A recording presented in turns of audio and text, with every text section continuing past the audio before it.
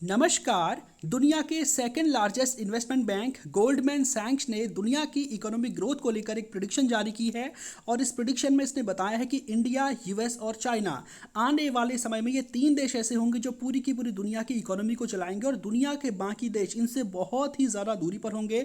India, US और China को लेकर इसने बहुत सारी प्रिडिक्शंस की हैं।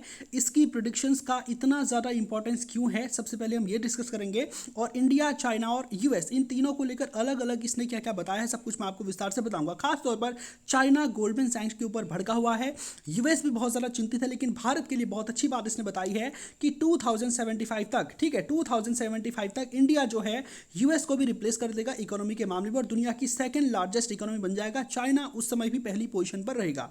तो क्या है पूरा मामला, आपको विस्तार से बताऊंगा। सबसे पहले आपको बताना चाहता हूं कि इसने चाइना के बारे में क्या कहा। देखिए, चाइना के बारे में इसने साफ साफ कहा है कि जो चाइना ने जो बेल्ट एंड रोड इनिशिएटिव शुरू किया है और दुनिया के अलग अलग देशों को जो डेब्ट ट्रैप में वो फंसा रहा है, बहुत सारा कर्ज दे रहा है और वो देश उसको लोन चुका नहीं पा रहे हैं, तो इस वजह से भले ही पॉलिटिकली चाइना को उन देशों में डोमिनेंस देखने को मिल रहा है, लेकिन इससे चाइना के बैंकिंग सेक्टर को बहुत ज़्यादा नुकसान पहुंचा और चाइना के बैंक्स एक के बाद एक दिवालिया हो रहे हैं। ये बाकायदा गोल्डमैन सैक्स का कहना। और आने वाले समय में इसने ये ऐलान किया है कि चाइना अब बहुत बड़ी तादाद में चाइना में बैंक जो है दिवालिया होंगे और चाइना की जो कम्युनिस्ट पार्टी इन बैंकों को बेचना अपने आप में शुरू करेगी। हालांकि जो चाइना है उसने गोल्डमैन सैक्स की रिपोर्ट को सिरे से खारिज किया। उनका कहना है कि हमारे बैंक्स बिल्कुल ठीक ठाक स्थिति में हैं और जो गोल्डमैन सैक्स है ये एंटी चाइना प्रोपेगेंडा स्टार्ट करने का प्रयास किया है। हमारे देश में सब कुछ क्या चल रहा है, ठीक चल रहा है।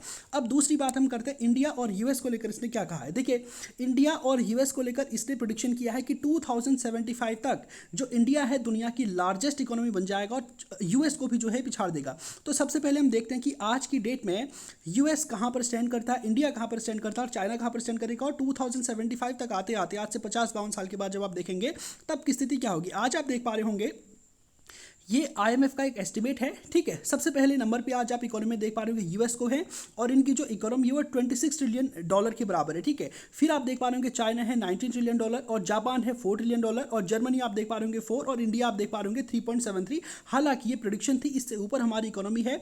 हमारी इकोनॉमी भी टोटल मिला के आप जानते हैं 3.75 ट्रिलियन डॉलर, इतनी हमारी इकोनॉमी है, ठीक है। और ये तो बाकायदा आईएमएफ का ही अनुमान है कि 2026 तक, ठीक है, भारत जो है जर्मनी और जापान दोनों को पिछाड़कर तीसरे नंबर पर आ जाएगा। लेकिन तीसरे नंबर पर भले ही इंडिया आ जाएगा, लेकिन उसके बावजूद आप देखिए कि हम यूएस और चाइना से कितने पीछे होंगे, ठीक है। हमारी जो इकोनॉमी है 2026 तक वो यहाँ पर लगभग मैं आपको बताना चाहता हूँ कि 6 ट्रिलियन या 5.5 के आसपास रहेगी। यहाँ पर तीसरी पोजीशन पर हम आ जाएंगे। चाइना ऑब्वियसली वाला भी 19 पर होगा तो भी 21-22 के आसपास पहुँच जाएगा और यूएस जो है लगभग 30 के पास पहुँच जाएगा। तो भारत कितने में है, 5 में है, चाइना पहुँचेगा 20-21 में और यूएस पहुँचेगा 26 में। तो भले ही भारत तीसरी सबसे बड़ी इकोनॉमी बन जाएगा 2026-27 तक, लेकिन उसके बाद भी भारत तीसरे नंबर पर बेशक होगा, लेकिन यूएस और चाइना से बहुत पीछे होगा। लेकिन आने वाले समय में भारत की में जिस तरह से इकोनॉमिक ग्रोथ देखने को मिल रही है, इस साल हमने लगभग 7.2% की जो ग्रोथ रेट दर्ज की थी आप जानते हैं, जबकि चाइना और यूएस में लगभग मुश्किल से अगर 1 या 2% की ग्रोथ रेट आ जाए तो बहुत है। चाइना में भी लगभग 3 से 3.5% के आसपास की ग्रोथ रेट आमतौर पर रह रही है। और यूएस के बारे में ये तक कहा जा रहा है कि अगर जर्मनी और इस तरफ जिस तरह से यूरोपियन कंट्रीज़ में जो है मंदी आ रही है, ये भी हो सकता है कि यूएस की भी जो इकोनॉमी है वो माइनस में चले जाए और वो भी मंदी का शिकार हो जाए। तो अभी की इकोनॉमिक सिचुएशंस हमारे यहाँ पर ये हैं आने वाले 2-3 साल 5-7 सालों के समय की। अब जो ये है गोल्डमैन सैक्स है, इसने जो अपनी रिपोर्ट पब्लिश की है इसमें इन्होंने कहा है कि जिस तरह से आप ग्राफ देख पा रहे हैं, ठीक है, 2020 तक भारत और इनके बीच में कितना ज़्यादा डिफरेंस आप यहाँ पर देख पा रहे होंगे।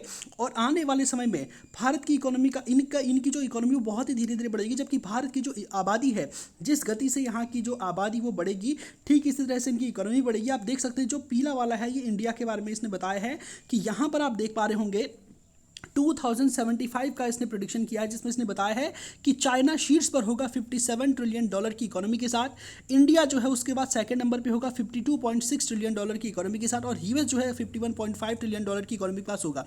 यानी कि चाइना, इंडिया और यूएसए ये तीनों ही देश ऐसे होंगे जिनकी इकोनॉमी 50 ट्रिलियन डॉलर के पार होगी और पूरी दुनिया इनसे कोसों दूर होगी। आप देख पा रहे होंगे यूरोपियन यूनियन ये इसके बाद होगा यूएस के बाद, और इसकी इकोनॉमी होगी 30.3 ट्रिलियन डॉलर। अब देखो ये यूरोपियन यूनियन है कि यूरोप के सारे देशों का समूह है, पूरे यूरोप की जो इकोनॉमी होगी, ठीक है, इसका समूह। अब देखो यूरोप में 30-32 देश आपके पूरे आते हैं, सबकी मिला करके जो है 30 बिलियन डॉलर के आसपास, 30 ट्रिलियन डॉलर के आसपास की इकोनॉमी रहेगी। तो ऑब्वियस सी बात है 1-2 ट्रिलियन सबकी अलग अलग होगी, और जापान यहाँ पर होगा 7.5 ट्रिलियन डॉलर की इकोनॉमी के साथ।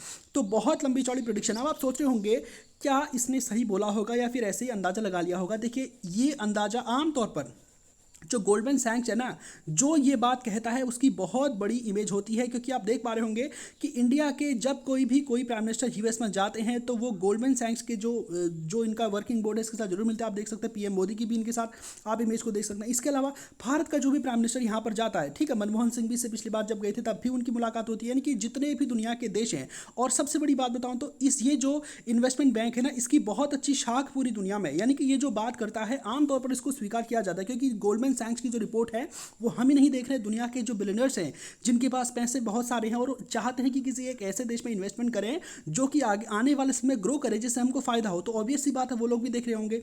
अब आप सोच रहे होंगे कि गोल्डमैन सैंक्स की रिपोर्ट से आखिर हो ऐसा क्या जाएगा, ठीक है।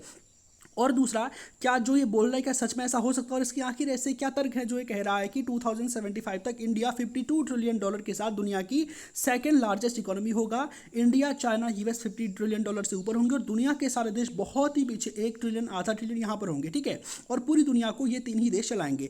तो इसका ये कहना है कि दुनिया में जिस तरह से आबादी घट रही है, ठीक है, आप देख पा रहे होंगे जापान है, स्थिति खराब चल रही है वहाँ पर, और भी सारी जगह हैं, ठीक है। लेकिन इंडिया में क्या है कि यहाँ की आबादी बढ़ रही है और हमारे यहाँ पर डोमेस्टिक मांग इतनी ज़्यादा है कि हम अगर एक्सपोर्ट नहीं भी कर पाए तो हमारे देश के अंदर ही इतनी ज़्यादा मांग है कि हमको जो हमारी जो इकोनॉमी है, ठीक है, बेसिकली अगर मैं कहूँ इंडिया की जो इकोनॉमी है वो एक्सपोर्ट का उस पर बहुत ज़्यादा प्रभाव नहीं पड़ेगा। हाँ, एक्सपोर्ट कर लेता तो बहुत अच्छी बात है, उससे भी जीडीपी बढ़ेगी, लेकिन अगर इंडिया एक्सपोर्ट नहीं करता है, अपने यहाँ पर सामान को प्रोड्यूस करता है, तो उसको अपनी जीडीपी ग्रोथ के लिए बहुत ज़्यादा एक्सपोर्ट पर डिपेंडेंट नहीं होना पड़ेगा, क्योंकि उसके देश में ही इतनी बड़ी तादाद में मांग होगी, वहाँ की आबादी बहुत बड़ी होगी। धीरे धीरे हमारी आबादी बढ़ रही है। पहले हम जानते हैं कि 125 करोड़ हमारे यहाँ पर लोग थे।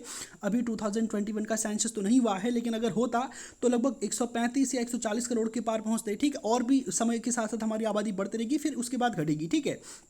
तो इसका कहना है कि भारत का जो आबादी बढ़ रही है, तो ऑब्वियस सी बात है इतनी बड़ी तादाद में जो लोग वहाँ पर रहेंगे तो वहाँ का जो घरेलू बाजार होगा उसमें मांग कभी कम होने वाली है नहीं। जैसे जैसे इन लोगों का जीवन स्तर बढ़ेगा, इनकी मांग और ज़्यादा बढ़ती रहेगी, यानी कि डोमेस्टिकली यहाँ पर मांग क्या होगी, बढ़ेगी, जिसके सापेक्ष सामान यहाँ पर बनता रहेगा और यहाँ की जीडीपी पर एक्सपोर्ट्स का बहुत ज़्यादा इंपैक्ट नहीं पड़ेगा। जबकि चाइना, यूएस और दुनिया के जो अदर कंट्रीज़ हैं, इनके यहाँ पर जैसे जैसे आबादी घट रही है वैसे वैसे इनकी जीडीपी भी घटेगी और वैसे वैसे इनके एक्सपोर्ट्स भी घटेंगे और टोटली ये देश क्या जाएंगे, डाउनफॉल में जाएंगे। लेकिन इंडिया समेत जो चाइना है, ये सब सीधे सीधे कहाँ जाएंगे, ऊपर जाएंगे, क्योंकि ये दोनों ही जो देश हैं, इंडिया और चाइना, ये दुनिया की सबसे बड़ी जो आबादी वाले देश हैं। दूसरा इसका कहना है कि इंडिया जो अभी इंपोर्ट करता है उसमें सबसे ज़्यादा जो रोल है वो किस चीज़ का है, वो है ऑयल और नेचुरल गैस का, ठीक है। यानी कि पेट्रोलियम प्रोडक्ट्स को आज हम इंपोर्ट करते हैं और जो एलएनजी है इसको हम आज इंपोर्ट करते हैं दुनिया से, और इसमें हम बिलियंस ऑफ डॉलर खर्चते हैं। लेकिन आने वाले समय में मैं बताना चाहता हूँ कि इनके सब्सटीट्यूट्स हमारे यहाँ पर होंगे। इनके सब्सटीट्यूट्स का मतलब क्या है,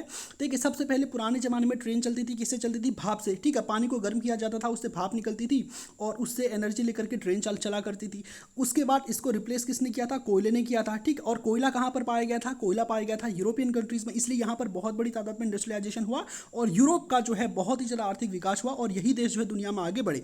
धीरे धीरे क्या हुआ, ये कोयला भी पुराना हो गया, इसका स्थान किसने ले लिया, पेट्रोलियम और नेचुरल गैस ने ले लिया।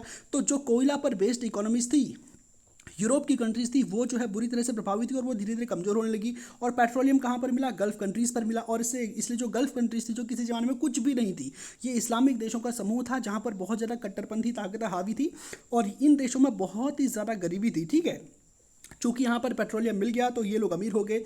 अब आने वाले समय में दुनिया पेट्रोलियम से भी आगे बढ़ेगी और यहाँ पर ग्रीन एनर्जी का कॉन्सेप्ट आपके यहाँ पर देखने को मिलेगा, ठीक है। बहुत बड़ी तादाद में इलेक्ट्रिसिटी बेस्ड जो है पूरी दुनिया की इकोनॉमी होगी, यानी कि पेट्रोलियम से दुनिया की इकोनॉमी आगे बढ़ेगी और इलेक्ट्रिसिटी और खासतौर पर ग्रीन एनर्जी पर बेस्ड होगी, क्योंकि आप जानते हैं कि आने वाले समय पेट्रोलियम से बाहर निकलने का है और पूरी दुनिया ने भी बाकायदा इस चीज़ में तैयारी करनी शुरू कर दी है कि बड़े पैमाने पर बैटरीज और सेमीकंडक्टर का उत्पादन हमारे देश में, जिससे इसकी मांग आने वाले समय बहुत लंबी चौड़ी बढ़ने वाली है। और भारत खुद चाहता है कि जो सेमीकंडक्टर्स हैं इसके मामले में भारत आत्मनिर्भर बने। और आप जानते हैं कि अगर भारत बैटरीज बनाता तो जम्मू कश्मीर में, ठीक है, बहुत बड़ी तादाद में लिथियम के भंडार है जिनका इसमें यूज़ होता है, ठीक है। तो आने वाले समय में भारत आज जो बिलियंस ऑफ डॉलर खर्च करता है ऑयल और नेचुरल गैस को खरीदने में, इसकी आवश्यकता भारत को नहीं रहेगी। और इसकी वजह से भारत की जो जीडीपी है इस पर बहुत ही नेगेटिव इंपैक्ट पड़ता है। कभी तेल के प्राइस ऊपर हो गए तो हमारे देश की महंगाई बढ़ जाती है, कभी कम हो गए तभी महंगाई तो घटती नहीं है, ठीक है। तो आज की डेट में हमारी जो इकोनॉमी है वो ऑयल बेस्ड है और ऑयल हमारे यहाँ पर नहीं होता, हम उसको इंपोर्ट करते हैं।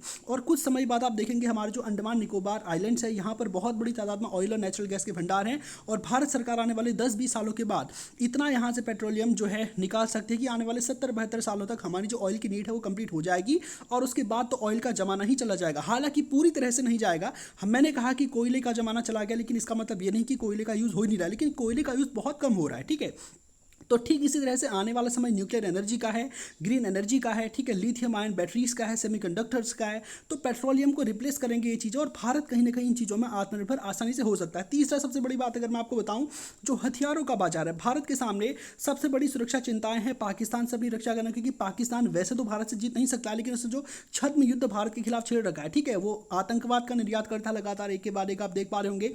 तो इससे खुद को बचाना भारत के लिए बहुत बड़ी चुनौती है। इसके लिए भारत बहुत बड़ी तादाद में डिफेंस इक्विपमेंट्स को दुनिया से इंपोर्ट करता है, खरीदता है। जैसे अभी हाल ही में आपने सुना होगा प्रेडेटर ड्रोन, ठीक है, लगभग 3 बिलियन के आसपास की डॉलर के आसपास की वो डील थी, इसमें भारत को 30-35 के आसपास ड्रोन मिलने थे और वो ड्रोन बहुत ही बेहतर क्वालिटी के हैं। तो भारत के पास अब तक क्या था कि हथियारों के क्षेत्र में भारत अभी तक आत्मनिर्भर नहीं है, लेकिन बताया जा रहा है कि भारत के यहाँ पर जो बहुत अच्छा काम चल रहा है इसके बारे में। और बताया जा रहा है कि लगभग 2040 के आसपास जो आप देखेंगे जब हम अपने देश की जो आज़ादी है इसकी सभी जयंती मनाएंगे 2047 तक, तब तक भारत हथियारों के क्षेत्र में पूरी तरह से आत्मनिर्भर हो चुका होगा और भारत अब दुनिया को हथियारों का एक्सपोर्ट करेगा। यानी कि जो इंपोर्ट आज तक हम कर रहे थे अब हम एक्सपोर्ट करने लगेंगे, बल्कि एक्सपोर्ट तो हम करने भी लगे हैं। आप जानते हैं ब्रह्मोस मिसाइल का हम एक्सपोर्ट कर रहे हैं फिलीपींस को, चाइना के नीचे जो कंट्रीज़ हैं, वियतनाम को, इन सबको कर रहे हैं। इसके अलावा और भी जो हमारे फाइटर जेट्स हैं इनको भी हम एक्सपोर्ट कर रहे हैं, जो छोटे पैमाने पर है, तेजस है, इनको, ठीक है। तो यही सब कुछ गोल्डमैन सैक्स ने बाकायदा रिपोर्ट पब्लिश की है कि भारत की जो इकोनॉमी है अगर ये एक्सपोर्ट नहीं भी करेगा पूरी दुनिया को, तब भी इसके घरेलू बाजार में इतनी ज़्यादा मांग है, यहाँ पर आबादी है, इसकी जीडीपी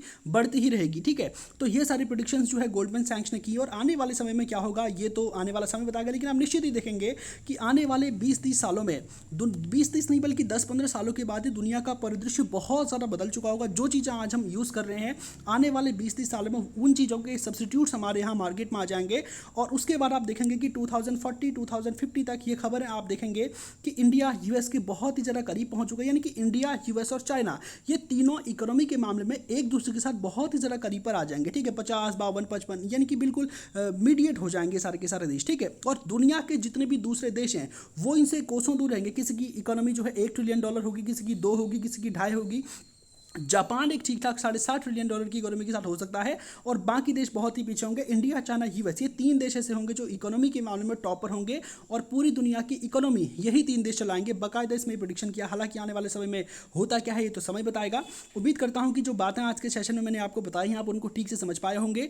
तो आज के सेशन में बस इतना ही है। बने रहिए चैनल पर। धन्यवाद।